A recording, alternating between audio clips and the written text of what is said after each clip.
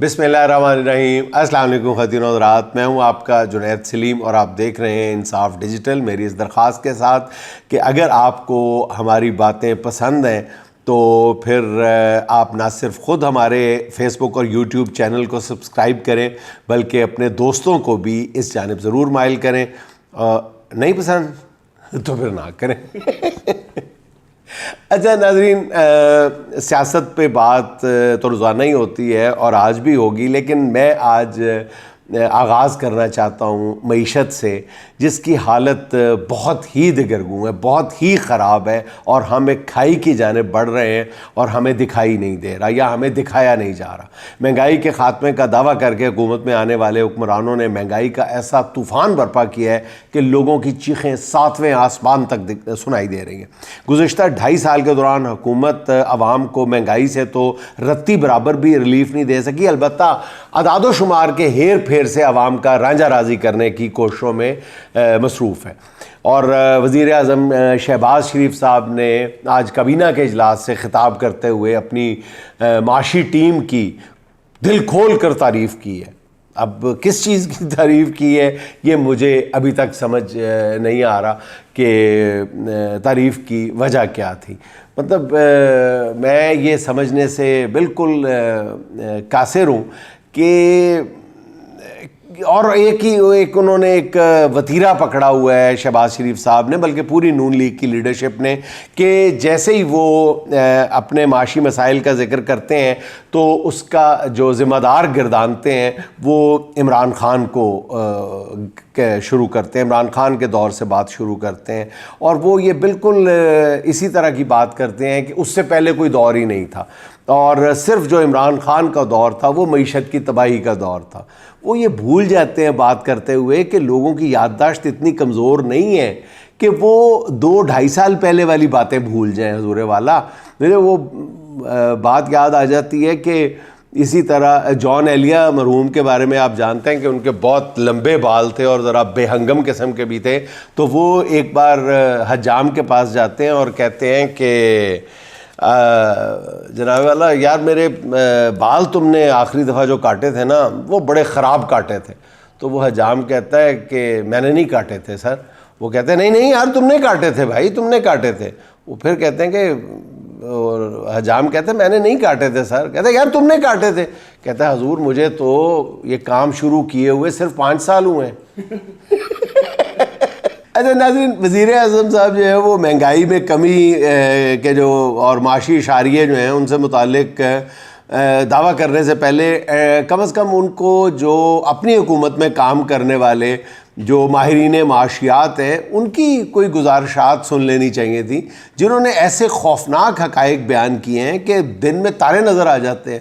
ان میں سے ایک ڈاکٹر کیسر بنگالی صاحب ہیں، انہوں نے کہا ہے کہ غیر ملکی کمپنیاں جو ہیں وہ ملک چھوڑ کے جا رہی ہیں اور ہم ادارے بیچنا چاہتے ہیں لیکن کوئی خریدنے والا نہیں ہے۔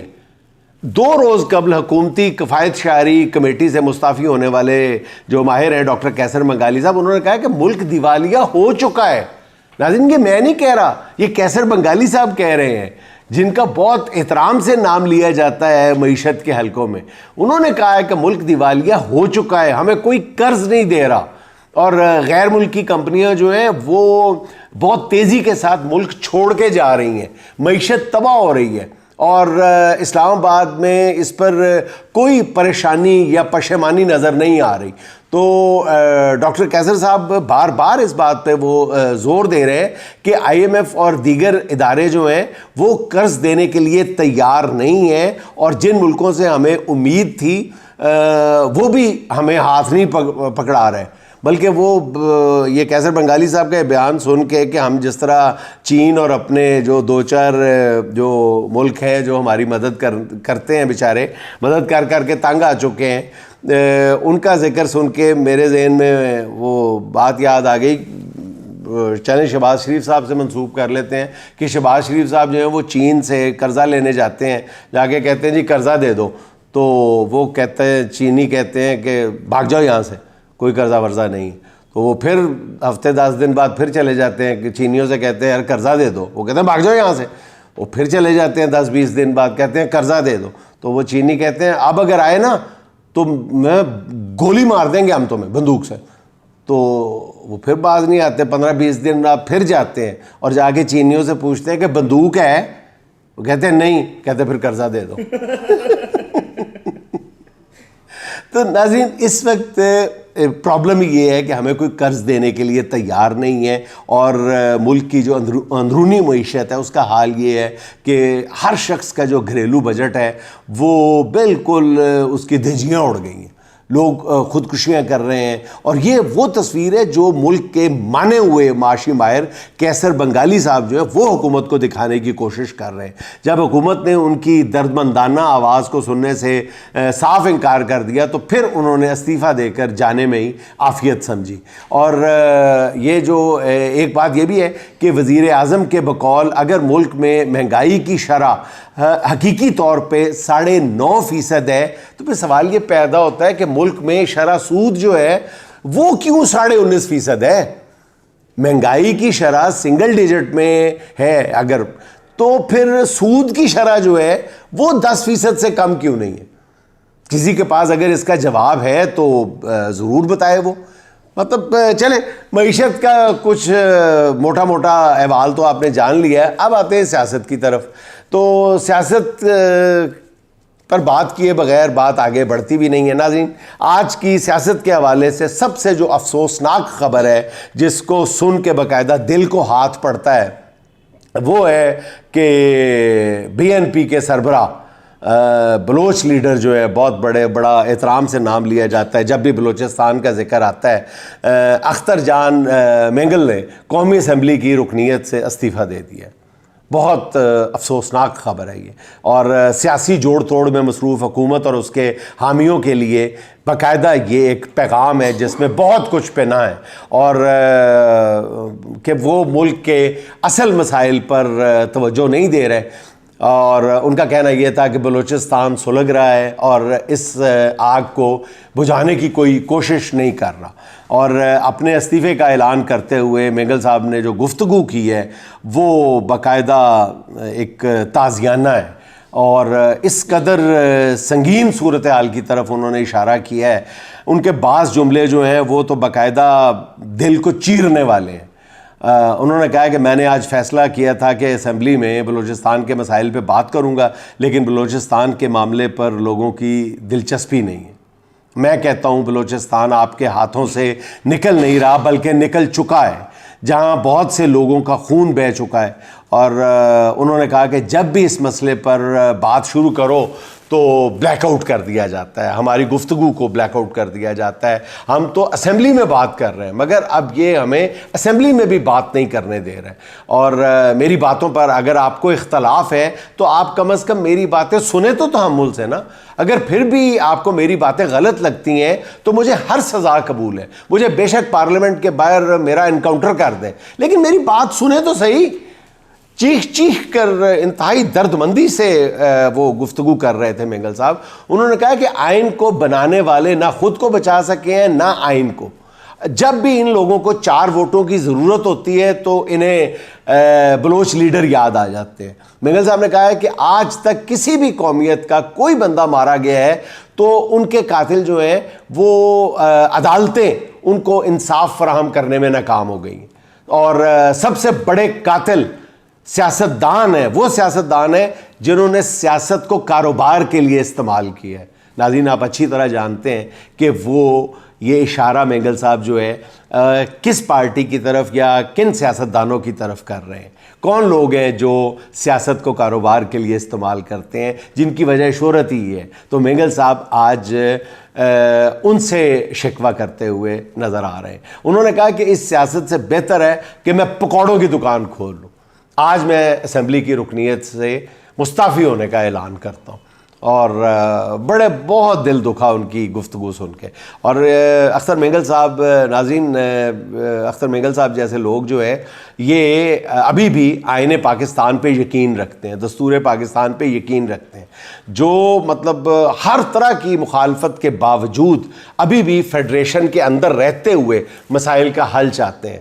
خدا کے لیے انہیں کم از کم مینگل صاحب جیسے سیاستدانوں کو اس طرح بے توقیر نہ کریں, انہیں بات تو کرنے دیں, ان کی بات سنیں نہ سنیں، ان کو بات کرنے کا موقع تو دیں، اس طرح بلیک آؤٹ تو نہ کریں. مطلب قومی اسمبلی میں تو انہیں مطلب اگر بات کرنے نہ دی گئی تو پھر حالات کس طرف جائیں گے.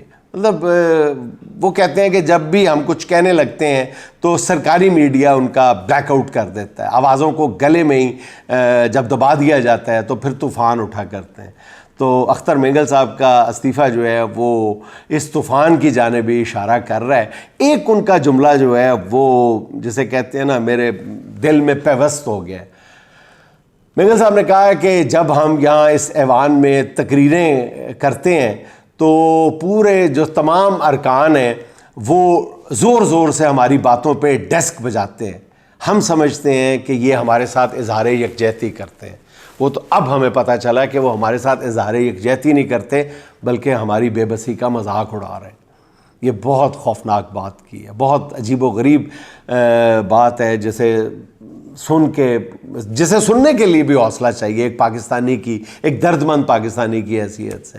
اچھا جی ناظرین، اب بات کر لیتے ہیں خان صاحب کی کہ خان صاحب کا یہ جو بیان ہے، یہ جو انہوں نے دو ٹوک انداز میں دیا ہے کہ وہ مذاکرات کے لیے تیار ہیں لیکن مذاکرات ان سے کریں گے جن کے پاس اختیار ہے.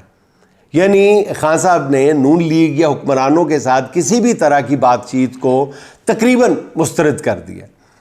اچھا، عمران خان کے اس دو ٹوک بیان کے بعد نون لیگ میں باقاعدہ ایک پریشانی کی لہر ہے، کیونکہ میاں نواز شریف صاحب کی خواہش یہ تھی کہ وہ عمران خان کو اپنے ساتھ مذاکرات کے لیے انگیج کر کے ایک تیر سے وہ کئی شکار کرنا چاہتے تھے. میں پہلے بھی عرض کر چکا ہوں، لیکن عمران خان نے بڑی عقل مندی سے میاں صاحب کے اس خواب کو چکنا چور کر دیا. اب نون لیگ اور اس کی قیادت کو نئی فکر یہ ستائے جا رہی ہے کہ کہیں تحریک انصاف اور اسٹیبلشمنٹ کے درمیان کوئی بات چیت کی کھڑکی نہ کھل جائے. تحریک انصاف کے پس پردہ قوتوں کے ساتھ مذاکرات سے نون لیگ اس قدر پریشان کیوں ہے، کیوں جزبز ہو رہی ہے؟ میں نے اس پہ بہت غور کیا اور کچھ دوستوں سے گفتگو بھی کی ہے نا، کچھ ادھر ادھر سے خبر بھی حاصل کرنے کی کوشش کی ہے.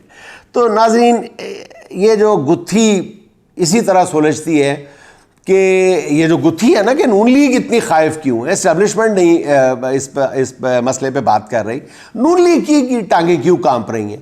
اصل میں ناظرین، ان مذاکرات کا فوری نتیجہ یہ ہوگا، کیا ہوگا؟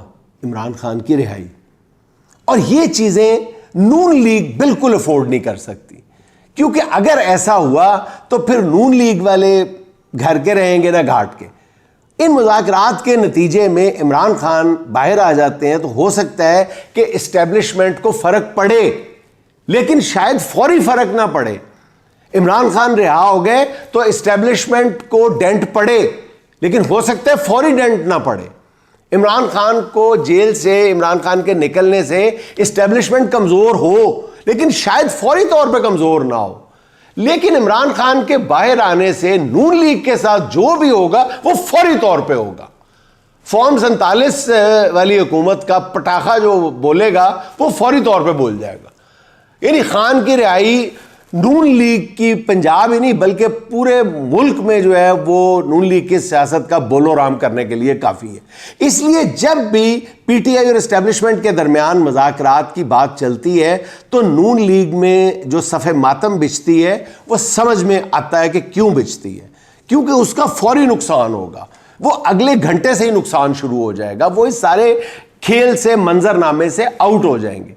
اسی لیے نون لیگ کی پوری کوشش ہے کہ پی ٹی آئی کی اسٹیبلشمنٹ کے ساتھ مذاکرات کی کوئی کھڑکی کبھی بھی نہ کھلنے پائے، کیونکہ اگر ایسا ہو گیا تو یہ سیدھی نون لیگ کی بربادی ہے اور ان کی سیاست کے لیے یہ ایک طرح کا 440 وولٹ کا جھٹکا ہے. اور ناظرین، آپ کو یہ بھی بات بتاتا چلوں کہ اس بات کو سب سے زیادہ جو قوت کے ساتھ ادراک کر رہے ہیں، اس بات کا، اس خوف کا شکار ہے، وہ خود محترم جناب میاں محمد نواز شریف صاحب ہے، جنہوں نے اپنے 3 سینئر ساتھیوں کی باقاعدہ ڈیوٹی لگائی ہے. ان کو یہ ذمہ داری تفویض کی ہے کہ آپ جگہ جگہ پہ اپنے ہر ٹی وی ٹاک شو میں جا کے اس طرح کی گفتگو کریں کہ اسٹیبلشمنٹ اور پی ٹی آئی کسی طور بھی ایک دوسرے کے قریب نہ آ سکے. ان تین میں سے دو کے ساتھ تو بالمشافہ ملاقات اور بڑی تفصیلی ملاقات میں ان کو یہ ذمہ داری تفویض کی گئی ہے, اور ایک جو سینئر رہنما ہے ان کو ٹیلی فون کر کے ان کو ان کی ذمہ داریوں سے آگاہ کیا گیا ہے. یہ میں پورے آپ کو یقین کے ساتھ ایک خبر دے رہا ہوں. اچھا جی ناظرین, ایک مطلب اب یہ نون لیگ کا خوف دیکھ لیں جو انہیں کسی کل بھی چین نہیں لینے دے رہا, کہ مطلب ایک بزرگ ممتاز دانشور جن کا کم و بیش ہر حلقے میں بے پناہ احترام ہے, بہت شیریں بیاں ہیں, بعض دفعہ وہ ظاہر ہے کہ جذبات میں آ کے وہ ان کا جو لہن ہے وہ بدل بھی جاتا ہے, لیکن کبھی بھی انہوں نے اپنی حدود سے تجاوز نہیں کیا, سوچ سمجھ کر گفتگو کرتے ہیں. میرا اشارہ ہے جناب اوریہ مقبول جان صاحب کی طرف, جنہیں تقریباً 3 ہفتے سے بلا وجہ پابند سلاسل کر رکھا ہے, اور ان پر الزام یہ تھا کہ انہوں نے مبارک ثانی کیس کے فیصلے پر تنقید کی تھی. اب ناظرین ذرا غور سے سنیے گا, چیف جسٹس قاضی فائز عیسیٰ صاحب پر انہوں نے انگلی اٹھائی تھی, تو ناظرین جس بات پر اوریہ صاحب کو گرفتار کیا گیا ہے اس کو تو خود چیف جسٹس قاضی فائز عیسیٰ صاحب نے تسلیم کر لیا کہ ان کا فیصلہ غلط تھا, اور نظر ثانی کیس میں انہوں نے اپنی غلطی تسلیم کرتے ہوئے فیصلے کے وہ تمام پیراگراف حذف کروا دیے جن پہ مذہبی حلقے اعتراض کر رہے تھے, اور یہی اعتراض اوریہ مقبول جان صاحب کو بھی تھا. اب جبکہ ان کی بات عدالت کے اندر بھی پایہ ثبوت کو پہنچ چکی ہے, تو انہیں ایسے میں گرفتار رکھنا یہ کہاں کا انصاف ہے؟ اس پیرانہ سالی میں, اس بزرگی کے عالم میں, بیماری کے عالم میں انہیں ایک چھوٹے سے کمرے میں کوئی 15-20 لوگوں کے ساتھ رکھا گیا ہے. حکمرانوں کو میرا خیال ہے ظلم کرنے کا بہت شوق ہے, تو اتنا ظلم کرے جتنا وہ کل کلا سہ لیں. اوریہ مقبول جان صاحب کی جو نہ صرف یہ کہ فوری رہائی ہونی چاہیے, بلکہ حکومت کو اور یہ جن لوگوں نے یہ حرکت کی ہے ان کو معذرت بھی کرنی چاہیے. اچھا ناظرین, اب بات آ جائیں جی یہ جو T20 ورلڈ کپ میں بعض ساتھی ہمارے دوست کہتے تھے کہ یہ جو T20 ورلڈ کپ ہے اس میں شکست جو ہے پاکستان کی وہ ذلت کی آخری حد ہے. تو ناظرین ان کی بات تو غلط ثابت ہو گئی. ستاروں سے آگے جہاں اور بھی ہیں, ابھی ذلت کے امتحان اور بھی ہیں. ورلڈ کپ کی ذلت سے بھی بڑی رسوائی پیش خدمت ہے. بنگلہ دیش نے ٹیسٹ سیریز میں پاکستان کو دوسرے ٹیسٹ میں ہرا کے وائٹ واش کر دیا. یعنی ابھی بھی محسن نقوی صاحب کبھی سرجری کی بات کر رہے ہیں, کبھی پوسٹ مارٹم کے نعرے بلند کر رہے ہیں, مگر حاصل وصول جو ہے وہ کچھ بھی نہیں ہے.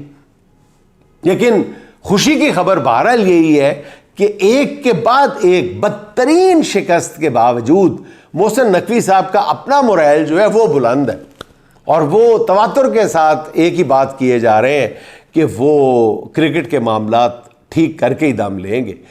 جب سے انہوں نے کرکٹ بورڈ کے چیئرمین کا عہدہ سنبھالا ہے, ان کی پسند اور ناپسند کی پالیسی نے قومی ٹیم کی دھڑے بندیوں کے مطلب ایسے راستے دکھا دیے ہیں کھلاڑیوں کو کہ جن کے بارے میں کھلاڑیوں نے کبھی سوچا بھی نہیں تھا.